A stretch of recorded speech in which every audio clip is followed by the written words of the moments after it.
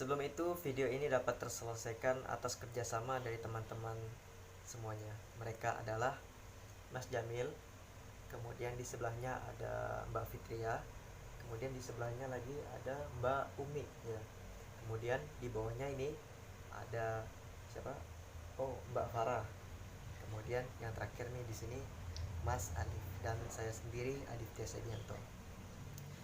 Kami mahasiswa semester 4 dari jurusan Sastra Inggris Fakultas Humaniora di Universitas Islam Negeri Malang atau disingkat dengan UIN Malang. Dengan ini akan memulai presentasi kita. Oke, sebelum itu saya akan menjelaskan sedikit. Jadi di presentasi ini kita akan menggunakan dua bahasa, yaitu bahasa Indonesia dan bahasa Inggris. Kenapa? Karena mungkin tidak semua yang menonton video ini paham, atau ya walaupun paham dia tidak misunderstanding, ya, tidak terjadinya kesalahpahaman. Oleh karena itu kita akan menjelaskan dengan bahasa Indonesia juga. Oke. Bismillahirrahmanirrahim. Assalamualaikum warahmatullahi wabarakatuh. Hello everyone. Welcome to our project of presentation. In this video, we will discuss about rhyme and rhythm. Okay, I will continue to the next discussion about rhyme. So you can see there at the PowerPoint, rhyme is the repetition of similar sound at the end of the word. So, with the explaining with Indonesian language, all of you can understand about it. Yeah, this you can see under the text. For the example, angry and hungry, angry and hungry. Yeah. Or we can see in Indonesian language example, dingin dan angin. Yeah. Katanya berbeda, akan tetapi pengucapannya hampir sama. Angry and hungry, ri dan ri. Terus di bawahnya night and bright, jingga dan hingga. Kemudian rain and pain, atau tuan dan puan. Ya. Ini for the example of rhyme.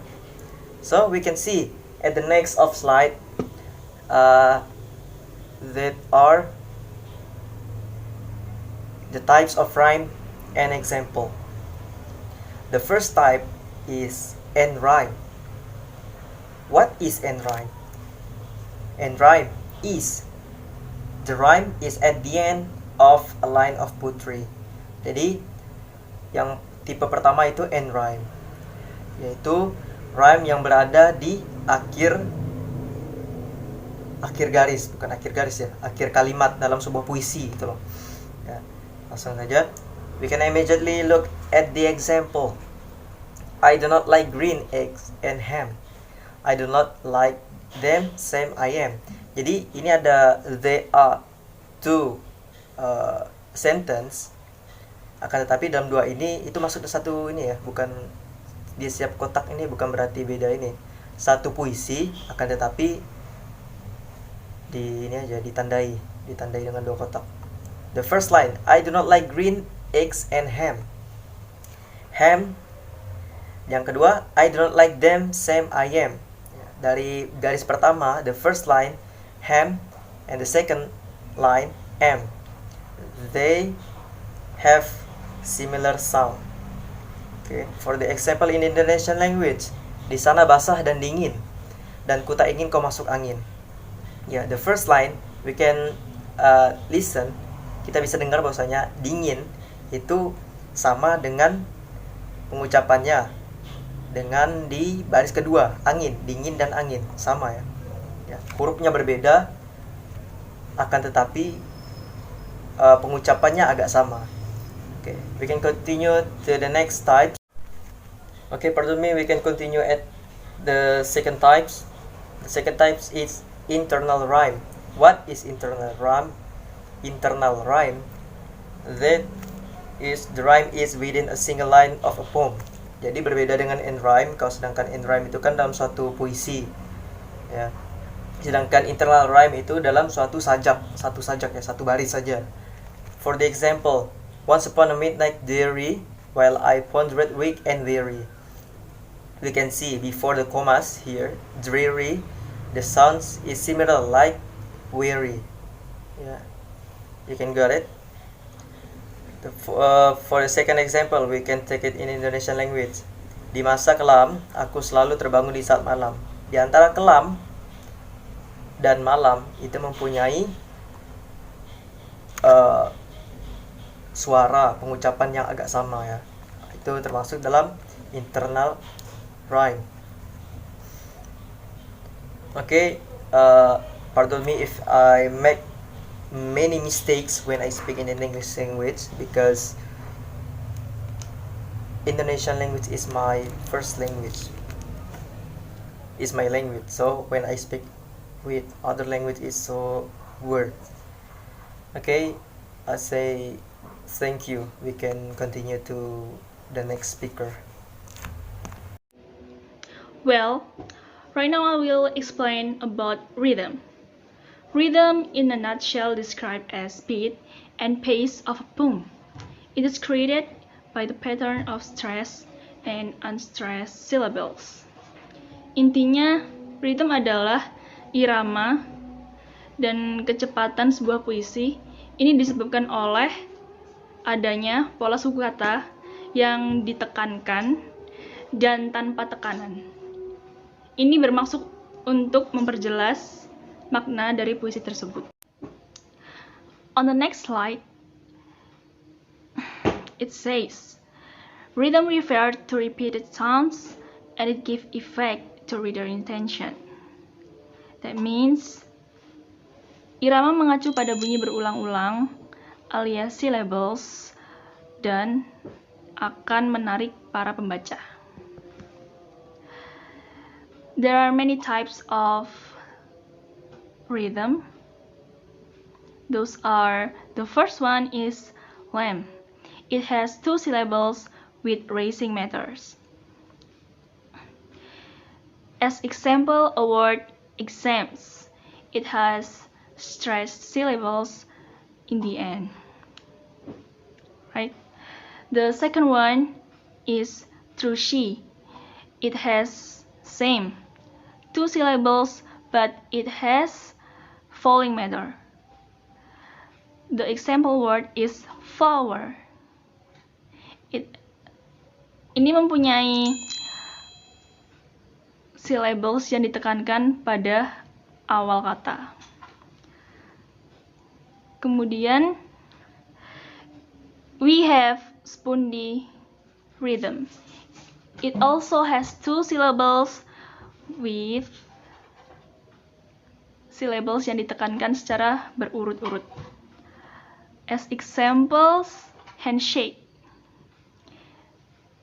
Semua syllables yang berada dalam kata handshake itu ditekankan. The next one, we have dactyl rhythm. It has 3 syllables dengan 1 syllables di depan yang ditekankan, diikuti oleh 2 syllables di belakangnya yang tidak ditekankan. For example, the word typical, right? It has 1 syllables in front of the second and third syllables that unstressed. The next one, we have Anapes rhythm. It also have 3 syllables, but it is the opposite of dactyl syllables. Anapes mempunyai 2 syllables di depan yang tidak ditekankan, diikuti oleh 1 syllable di belakangnya yang ditekankan. For example, the word understand. We move on the next slide. We have the rules of stressed and unstressed syllable. Pada peraturan yang pertama, ketika ada satu kata yang memiliki 2 syllables, so one of them must be pronounced more strongly than the other one. For example, the word manners, right? manners. And we have the second rules that jika kita memiliki kata yang diakhiri dengan syllable al, c, t, v, or g, maka syllables yang ditekankan adalah syllables ketiga dari yang terakhir.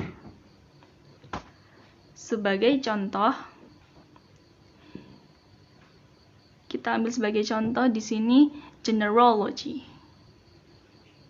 And the second one example is photography. Kita melanjutkan pada peraturan selanjutnya. Jika ada kata yang memiliki dua syllables verb or preposition, maka syllables yang ditekankan biasanya berada pada syllables kedua. For example, the word beside, adapt, and we have received. Kemudian, jika ada sebuah kata yang berakhiran ik, shen, or shen, biasanya syllables yang ditekankan ada pada satu syllables sebelum syllables terakhir. And here we got the example, the word attraction.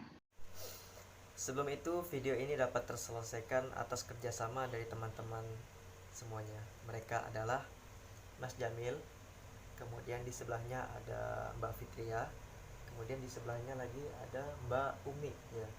Kemudian di bawahnya ini ada siapa? Oh, Mbak Farah. Kemudian yang terakhir nih di sini Mas Alif dan saya sendiri Aditya Sedianto. Kami mahasiswa semester 4 dari jurusan Sastra Inggris Fakultas Humaniora di Universitas Islam Negeri Malang atau disingkat dengan UIN Malang. Dengan ini akan memulai presentasi kita. Oke, sebelum itu saya akan menjelaskan sedikit. Jadi di presentasi ini kita akan menggunakan dua bahasa, yaitu bahasa Indonesia dan bahasa Inggris. Kenapa? Karena mungkin tidak semua yang menonton video ini paham, atau ya walaupun paham biar tidak misunderstanding, ya, tidak terjadinya kesalahpahaman. Oleh karena itu kita akan menjelaskan dengan bahasa Indonesia juga.